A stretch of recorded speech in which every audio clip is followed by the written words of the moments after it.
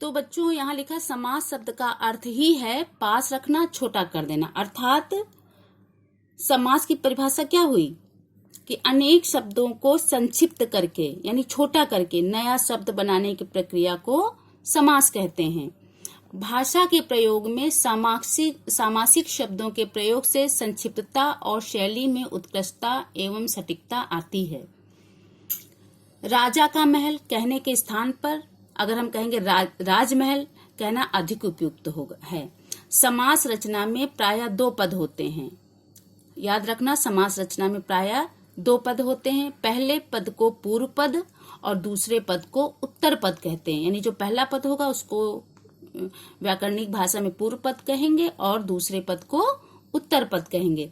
समास से बने पद को यानी जो समास से नया पद बनेगा उसको समस्त पद कहते हैं। समस्त पद के अंगों को अलग करने की प्रक्रिया को समास विग्रह कहते हैं।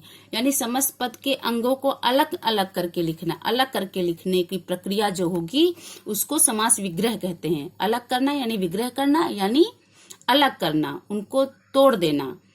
इसे एक उदाहरण द्वारा समझें, जैसे कि गंगा जल, ये समस्त पद है।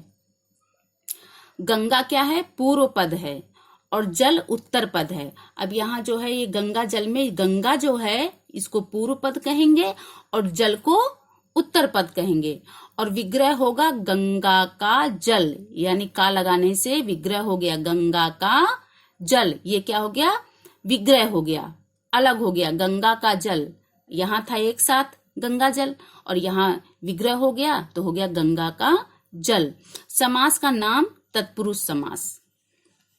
ये गंगा का जल जो है इस समास का नाम होगा तत्पुरुष समास। अब बच्चों पढ़ेंगे कि समास के भेद यानी समास के कितने भेद होते हैं, समास कितने प्रकार के होते हैं। तो समास के 6 भेद होते हैं। पहला है अव्ययी भाव समास, दूसरा है तत्पुरुष समास, तीसरा है कर्मधारय समास, चौथा है द्वंद्व समास, पांचवा है द्विगु समास और छठा बहुव्रीहि समास। आइए अब इनके बारे में और अधिक जानकारी लें कि इन समासों की परिभाषा, इनके बारे में विस्तार से जानेंगे। जो हमारे 6 प्रकार के जो समास हैं उनके बारे में अब जानेंगे कि समास जो 6 प्रकार के हैं उनकी क्या परिभाषा है, उनकी क्या पहचान है, उनका विग्रह कैसे होगा। तो पहला है अव्ययी भाव समास।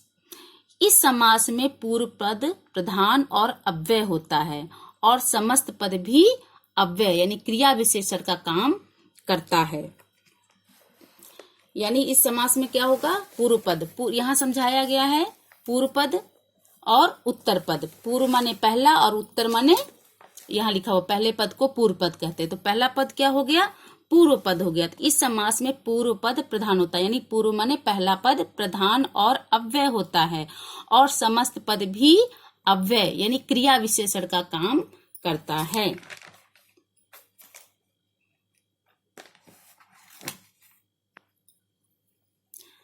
जैसे समस्त पद होगा प्रत्येक और विग्रह होगा प्रति एक। समस्त पद है आजन्म और विग्रह है जन्म से लेकर।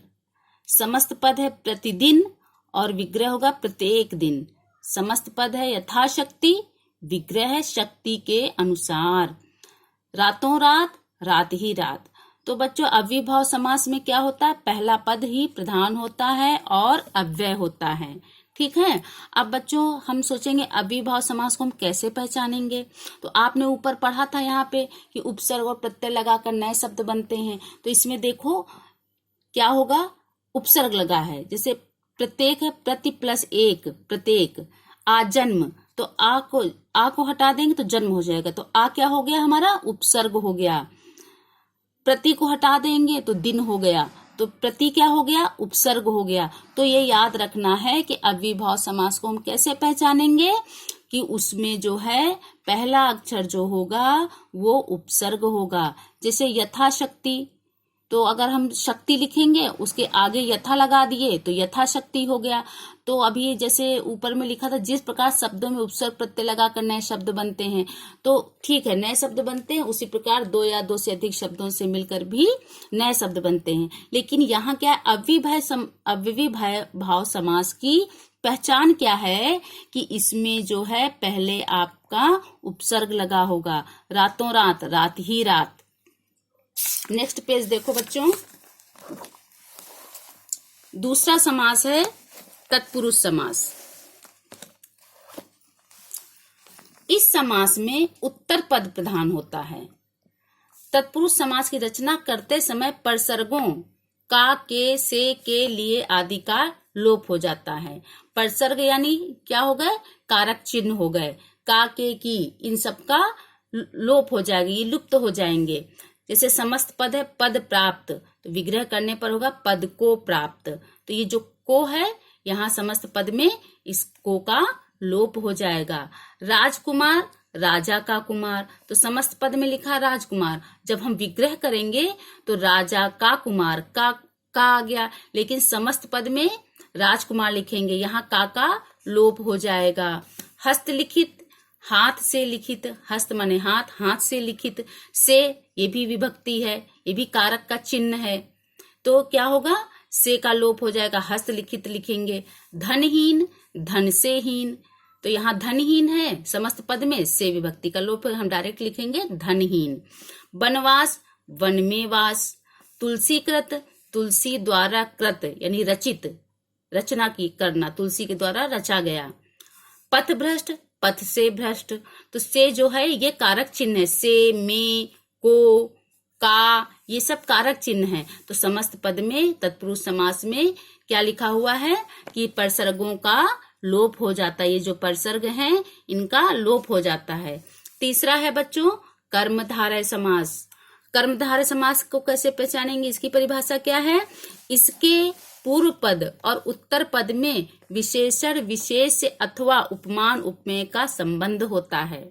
बच्चों इसका मतलब क्या है, कर्मधारय समास में पूर्व पद और उत्तर पद में दोनों में विशेषण विशेष और उपमान उपमेय। उपमान उपमेय का मतलब होता है तुलना करना, के समान तुलना करना, है ना, उपमान उपमेय करना, तो का संबंध होता है। जैसे विशेषण और विशेष, नील कमल, विग्रह में क्या होगा, नीले रंग का कमल।